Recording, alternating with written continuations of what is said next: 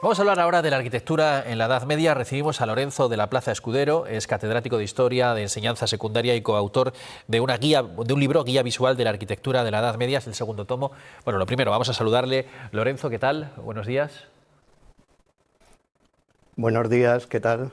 Bueno, ahí detrás suyo vemos el primer tomo, el de la arquitectura de la Edad Media, el 1. Este es el 2. ¿Qué encontramos en este nuevo volumen? Sí. Pues nos centramos exclusivamente en el románico. En el anterior de la Edad Media habíamos visto desde la arquitectura paleocristiana, bizantina, incluso islámica, que coge parte de la Edad Media, y ahora aquí, en este segundo, nos vamos a centrar exclusivamente en el románico. ¿Qué características tenía esa arquitectura románica? Bueno, las características, el libro es un libro peculiar, no intentamos que no sea un libro más sobre el románico, entonces nos hemos centrado primero en ver un contexto espaciotemporal de cómo vivía la gente, para que se entienda un poco el marco humano de esta arquitectura románica. Entonces se ve, por ejemplo, cómo nos encontramos con unos personajes prácticamente analfabetos por un lado, pero luego gente que tiene una gran ilustración. Nos encontramos también gente que cree todo, cree en la brujería, los milagros, la magia, en el mundo fantástico en general. Es un mundo muy llamativo que además está marcado prácticamente igual que ahora que estamos en el año 2000, pues por el milenarismo. El tema del Apocalipsis que aparece, que hay una cita, el 20:1-3, que dice algo así como: vi también un ángel que bajaba del cielo con la llave del abismo y una cadena grande en la mano, sujetó al dragón, la antigua serpiente, o sea, el diablo Satanás, y lo encadenó por 1000 años, lo arrojó al abismo, echó la llave y puso un sello encima. Hasta aquí es un mundo que parece tranquilo, el diablo está pillado. Pero en el versículo 7 nos dice: y cuando pasen 1000 años, el diablo, Satanás, será liberado de su prisión. Es un mundo que la gente, en torno a los 1000 años, Satanás está libre, está dando vueltas y el mal está por ahí circulando. Aunque la gente sea analfabeta y, lógicamente, mayoritariamente no lea la Biblia ni el Apocalipsis, todo el conjunto social de la Iglesia se lo explica. La Iglesia, el templo, etcétera, todo está explicado por ahí. Entonces, las características del románico vienen determinadas primero por el mundo en el que se da, que es un mundo, ya digo, milenarista, donde la vida es bastante complicada, puede aparecer, desaparecer. Sobre eso se monta la arquitectura eclesiástica, el templo, lo que es la casa de Dios. Y a partir de ahí las características fundamentales, lo que explicamos nosotros son los elementos que aparecen en cada uno de los apartados del románico. La iglesia, también explicamos la casa de la guerra, los castillos, también explicamos la casa del poder, palacios, etc. Hay una gran variedad de características. Si quieres algunas características técnicas te pregunto, pero ya no me enrollo más. Bueno, le pregunto yo, ¿no? Es decir, de hecho, tenía aquí apuntado sí. El peso de la Iglesia en esa arquitectura, ya lo ha dicho usted, pero también había una arquitectura que podríamos llamar civil, los castillos y los palacios. ¿Había mucha diferencia entre unos y otros? Sí, siempre ha habido diferencia entre todas las arquitecturas, desde la arquitectura antigua, en las distintas casas. Una cosa es la casa de los muertos, la casa de los vivos, la casa de Dios, y ahí la casa de Dios con el cristianismo sufre una revolución absoluta, y sí que va a ser diferente en una serie de cuestiones, aunque tienen elementos comunes. Por ejemplo, el grosor de los muros, las sillerías, la manera de construir, el arco de medio punto, hay cuestiones comunes, pero sí que hay diferencias. La Iglesia sí que sigue, más o menos desde que aparece el cristianismo, ya no es la casa de Dios, es la casa de Dios y de los fieles que están allí. Y cuando entra la gente ya desde el principio ve qué es lo que tiene que ver. La iglesia ya no es un sitio como en los templos egipcios, que no accedía a nadie, Dios está ahí escondido y tal, no. Aquí tú entras por la muerte, entras por una portada que te recuerda que va a haber un juicio final, que te vas a morir y ojo con lo que pasa, porque ahí en todas esas portadas se marca claramente, pues aparece el diablo torturando a los malos, o sea, eso ya te lo recuerda, nada más entrar, tú eres un pecador, el mal está ahí y si te portas mal, esto es lo que te espera. Si te portas bien, está el otro lado que parece mejor. Luego, la Iglesia es un camino vertical hacia la vida, hacia el nacimiento del sol, hacia el este. Casi todas las iglesias, prácticamente todas, están orientadas al este, que es el nacimiento del sol, el principio de la vida. Todas las religiones han tenido, prácticamente casi todas, esa tendencia de orientación de los templos hacia el este, pese a todas las particularidades, porque no se construía siempre donde se quería.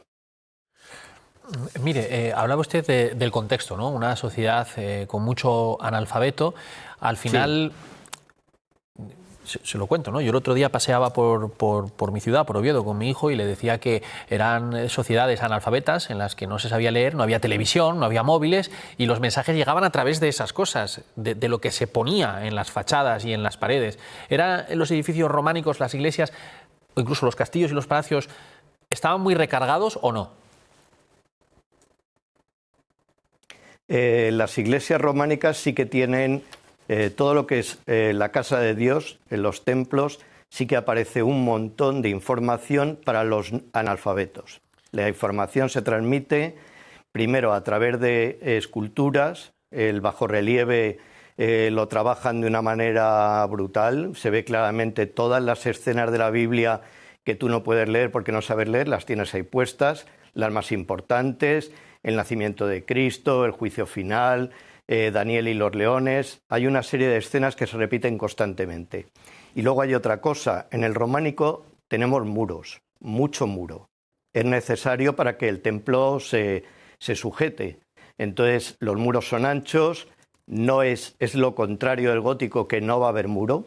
En las catedrales góticas, con lo espectaculares que son, no hay muros prácticamente, se ha quitado el muro, pero aquí hay muros. Entonces los muros se decoran con unos frescos espectaculares. Todos recordamos los de San Isidoro de León, los de Taúl. Quiere decir que son decoraciones que te están diciendo esto es lo que hay y esto es lo que pasa. Y además las decoraciones son o intentan ser, por un lado, hay decoraciones amenazantes, ahí está el mal, te pueden comer los dragones, diablos, serpientes y bichos raros que existen, pero también hay una parte cómica, entretenida, divertida, muy tierna. O sea, hay en obras, por ejemplo, en una arquivolta, que es una arquivolta, es directamente un arco ahí preparado sencillo, pues de repente aparece un hombrecillo que está trepando por allí, pero un hombrecillo que parece un enanito del tamaño, pues a lo mejor de un palmo, ¿eh? Quiere decir, eso está por ahí y esas partes están ahí. Cuando en San Isidoro de León se aparece el ángel a los pastores para anunciarles que ha nacido Cristo y tal, pues de repente un perro, aprovechando que el pastor está ahí un poco deslumbrado con la llegada del ángel y tal, pues aprovecha y le está bebiendo de la escudilla de la taza que tenía el pastor. Es decir, estaban profusamente decorados y además tenían una intención didáctica, básicamente. Tú, si no sabías, lo veías ahí. Y además lo veías de una manera real. Veías a Job, por ejemplo, cuando le sale una especie de lepra y tal, pues se veían las marcas de la lepra, es decir, se marca todo. Y además son espectaculares porque en un solo capitel pueden encerrar un libro entero de la Biblia. En el libro aparece, por ejemplo, el capitel de Job, que cuenta toda la historia, que es un libro largo y tal, pues en las 4 caras del capitel lo cuenta. Es muy didáctico y estaba muy, muy profusamente decorado. ¿Y qué vestigios quedan de esta arquitectura? Ha citado usted San Isidoro, que nos queda aquí cerca, en León. En Asturias, ¿hay alguno? Yo en una búsqueda rápida he encontrado algunos. El monasterio de Cornellana, no sé si la Cámara Santa de la Catedral de Oviedo también. Sí. Quedan bastantes vestigios. Además, en España el románico, aunque se arruinó y hubo épocas en que el arte se despreciaba y no se tenía en cuenta, sí que ha habido unos arreglos espectaculares. Desde el prerrománico, con Santa María del Naranco, unos arreglos alucinantes. bastante bien hecho, se ha respetado bastante el marco de lo que había. Luego está la Cámara Santa en Oviedo y luego un montón de iglesitas pequeñas por toda España. Y luego también está pues Santiago de Compostela, que claro, si uno lo ve no parece románico porque claro, la fachada la cambiaron entera. Pero todo el resto del templo por dentro, la estructura, arcos de medio punto, las esculturas están ahí. Y además son esculturas, como decía usted antes, muy emotivas, no sé, y que traen un mensaje bíblico, ¿no? Por ejemplo, una mujer adúltera pues lleva la cabeza del amante porque la han pillado y lleva la cabeza del amante como penitencia. Es decir, hay muchos restos en España de románico, pese a que más de la mitad estaba ocupado por Al-Ándalus. Y luego creo que era muy importante la geometría por encima de las matemáticas en la construcción. ¿Era así? Sí. Hay que tener en cuenta que en el álgebra, bueno, hoy en día matemáticas y geometría nos parece que es algo parecido, ¿no? La geometría es una parte de las matemáticas. En la Edad Media eso no era así. La matemática iba por un lado. El álgebra, por ejemplo, hay que tener en cuenta que se trabajaba con números romanos. Y entonces, claro, hacer operaciones, multiplicar, dividir raíces cuadradas con números romanos es complejo.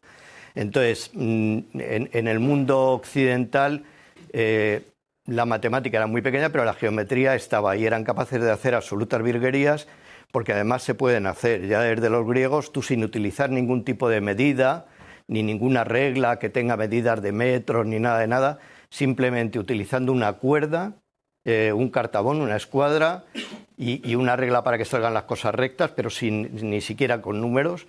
Y tú con eso puedes hacer de todo, ¿eh? Puedes hacer círculos, hacer bóvedas, y solo necesitas esas tres cosas. No necesitas una computadora, ni un ordenador, ni una tablet, que decíais hace poco, pues no eran necesarios.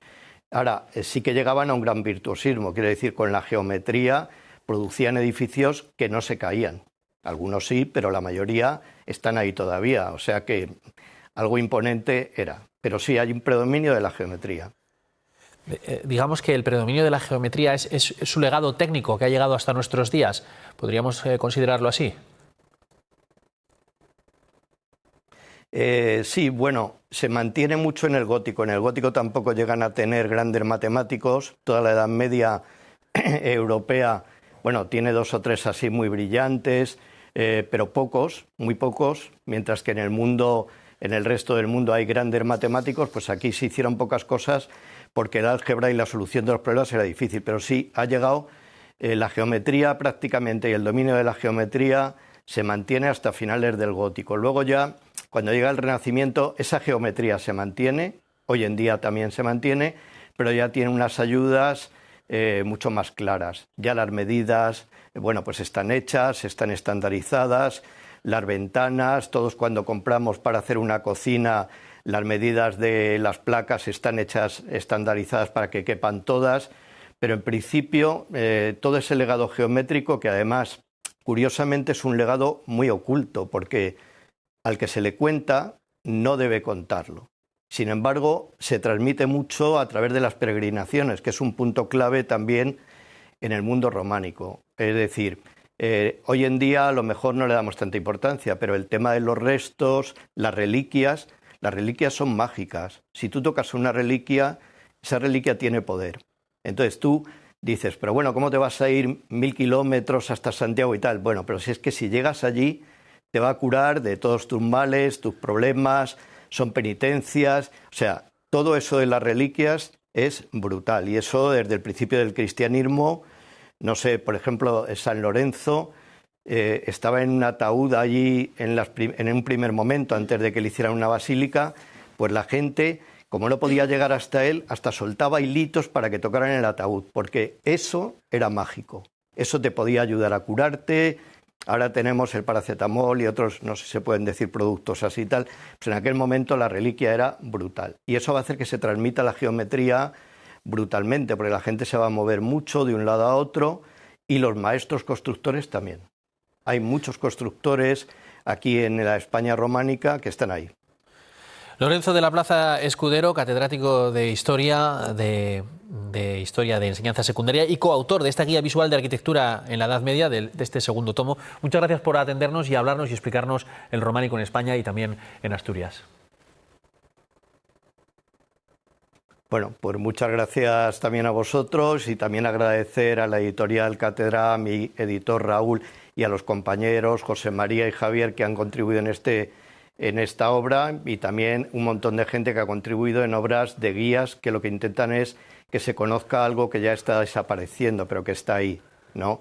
Adoración Morales, hay un montón de Antonio Olmedo, un montón de gente que no puedo hablar, pero que estamos ahí detrás de esas guías para que se conozca algo que teóricamente se va a perder, pero que está ahí en todos los museos y en todos los sitios. Un trabajo coral. Enhorabuena a todos.